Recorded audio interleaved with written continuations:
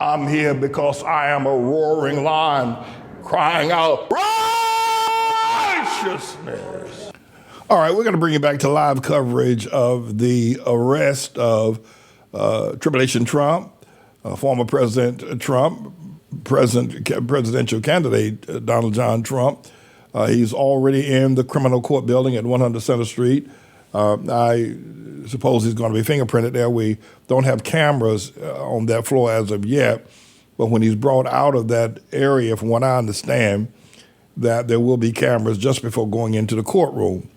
But I received an email. My program staff forwarded this email to me, and I want to read it regarding, it says the subject matter is Trump's arrest, and it's from Karen.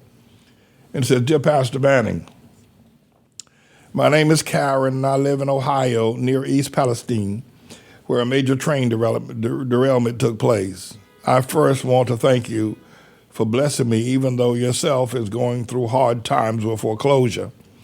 You still were obedient to God to preach his message, and I believe that God will help you through this. I will continue to pray and give to your ministry.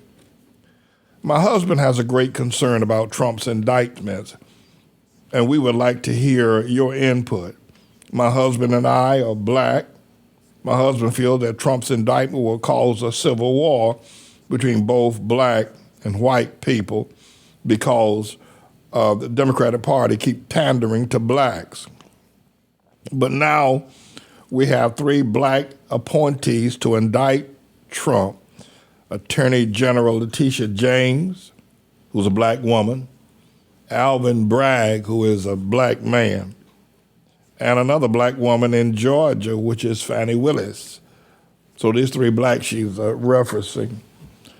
They all in charge. Why now?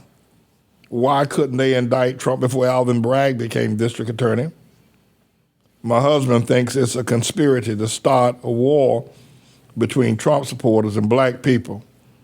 Thank you so very much." Well, thank you, Karen, for writing and for raising the questions regarding this matter. They are 3. We made mention of that a couple of weeks ago, that the district attorneys and the attorneys that are bringing these criminal charges against Trump, one is 2 black women, Letitia James, who's the attorney general here in the state of New York, and Fannie Willis, who is the district attorney for Fulton County and Atlanta, Georgia region, and of course, Alvin Bragg, who is the district attorney for Manhattan County here in New York City, where I now sit. Of course, then whether Merrick Garland will bring charges, we believe that he will, using Special Counsel Jack Smith, who is doing the investigation of Mar-a-Lago. But Karen's concern and her husband's concern is just the beginning of a war between black folk and Trump supporters. I do have to say this, Karen, that many black people are put into puppet positions. It has been alleged that George Soros financed the campaigning and paid for Alvin Bragg to become district attorney. Now, he had to do some campaigning, do some speaking. He's a Harvard graduate, okay. He's a lawyer, he's practiced law. But to get to that office, it took a lot of money, and George Soros, it's alleged. Now, I don't know it to be true, but George Soros was a billionaire, and he happens to be Jewish. Now, I'm not a Jew hater. Listen, Jesus is a Jew. There ain't no way I'm going to be hating Jews. But I do have to tell you there are many of them, like any other race of people, Irish or Chinese or black, can act in very ugly, criminal, and demonic ways. So I wanted to be able to say that is the case. Now, I also have to tell you that, right here now in New York City, you got a black mayor. His name is Eric Adams. He also, his office, his campaign financing, money he needed to run that campaign, and the millions and millions of dollars were given to him by Jews, mainly Jews, Orthodox Jews that are really rabbis and kabbalah leaders and believers in the Word of God, reading of the Tanakh, and worship of God as they understand it. But were it not for them, Eric Adams would be out there in Brooklyn somewhere, I don't know, but he wouldn't be mayor of the city of New York. But I don't believe that there's going to be a war between black folk and white MAGA people in particular. However, I do see the template here, Karen, and to your husband, of a civil war. In fact, we're already in a civil war. We're just in a technology age of the civil war that we're in at present. We're already in a civil war. And let me explain something to you. These black persons in public office are simply puppets. They are a smoke screen that to keep black people from looking down and looking at the truth of what's happening to black people. Because, Karen, black people are living worse now than they've ever lived in the history of the world. They're poor now. We have lost literally millions of black men to poverty, to imprisonment since Dr. King marched. Fathers, black children grow up without fathers. It's a miracle that any black people are yet alive, because black children, like Latinos or like Chinese or Jewish or others, have fathers. Black children grow up without fathers. 9 out of every 10 black child grows up without a father. And in addition to the fact that this is the worst life that black people have had, and it happens once the Civil Rights March. Now, what the puppet masters do, and George Soros is a puppet master, is they put people in office like Alvin Bragg and Eric Adams as shiny objects. So black people will look up from their shelters. They'll look up from sleeping on the street on cardboard. They will look up and say, "Well, we got a black mayor, but you are sleeping." It is a smoke and mirrors game, and it's sad. I don't mean that to be indifferent or ugly. Ain't nobody love the black man as much as I do. I love all God's people, black, white, or whoever. But I can tell you, he is too ignorant to see he's being played. He's too ignorant to see he's sleeping in the street.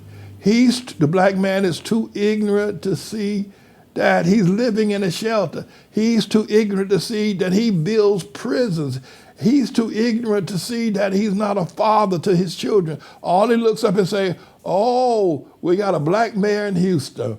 Oh, we got a black mayor in Chicago." He's too ignorant to see, but he ain't got no black man in the home. He's too ignorant to see all the black men are sleeping on the street or in prison, or the ones that are not sleeping on the street are pinch-nosed Negroes, who most of them are homosexuals and have no fidelity whatsoever, and they all run to the white neighborhood. I'm not a Zionist. I'm not a Jew hater. I said I'm a Zionist. I told a Jew that, and she got mad with me.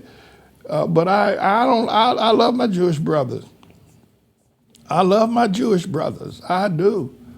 But I have to tell you, not only has the black man filled the streets and filled the shelters, and he looks up at that shiny object, so, "Oh, we got a black district attorney," but you got 1 million black people sleeping in the street since Dr. King marched. Now, it wasn't like this for black people before Dr. King started that marching and carrying on.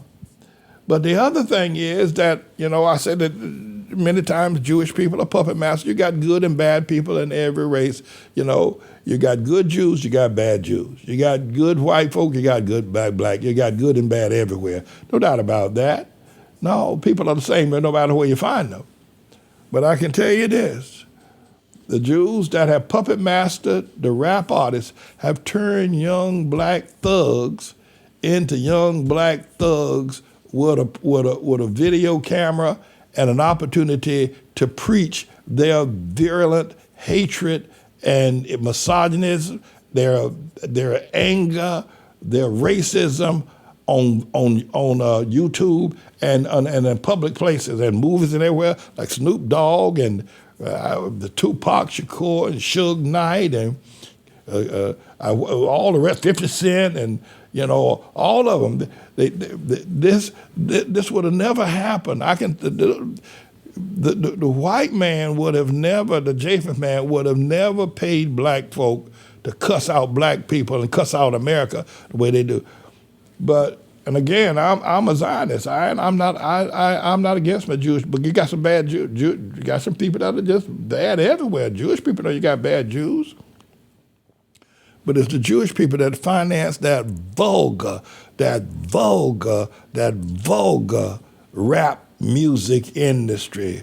Got that? I've been telling everybody, you know, that boy Jay-Z put that video out there called Big Pimpin', and everywhere you look, a camera had the iris of the camera was on some black woman's rear end, on her butt crack, and on her gap of her legs, in bathing suits on a great big old yacht, Big Pimpin' Champagne. Well, can't you just see? Don't you know? Jay-Z is the biggest pimp that ever lived. That boy is the biggest pimp, and when he wrote Big Pimpin', that's what he meant. He's the biggest pimp that ever lived. But you have to understand also, he's a pimp, and his wife is a whore. Beyonce is the biggest whore you ever seen. Listen, and there's a segment that of dance she was doing where she was doing what Sarah Catherine McFadden called the dog, where she put her hands on her knees and she bends over and she puts her butt out there and she got on a little, skimpy little outfit that shimmers, and she doing the dog. Years ago, Karen, and I'm going to be through with this. Years ago, down in North Carolina, I used to go to the 1880 Club. That's the way everybody hang out, the juke joints. 1880, blind, cripple, or crazy, you can come. 1880. And Rufus Thomas did a lot of songs. Rufus Thomas did the song called The Funky Chicken. But he did one much earlier called The Dog. And that young girl, Sarah Catherine McFadden, she was about 16 years old.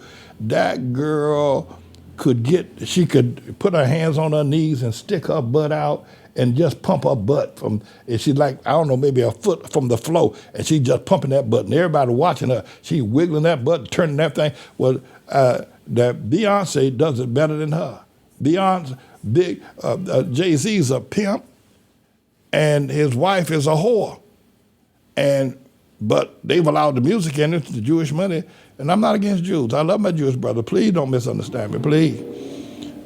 To cause black folk, so they're looking up and seeing a black mayor, so-called black president, so-called black Supreme Court justice, and they can't see themselves sleeping in the street. I swear you ain't never seen nobody as ignorant, as blind, but God has made them blind. They can't see themselves. They're sleeping in the street, but they look up and see a black president. We ain't see no black president. They saw a white man claiming the black president. Look up and see a black judge. They look up and see a black mayor, but they can't see that ain't no fathers in the home. Black children are raised without fathers. They're raised with mothers only. And it ain't never been like this. Before Dr. King March, every child, 9 out of every 10 families had a father in the home. And the reason why the father wasn't there, he was dead, died in the army or something. But now it's 9 out of 10 homes don't have a black father. So I don't think this is going to be a race ride between black folk and white folk.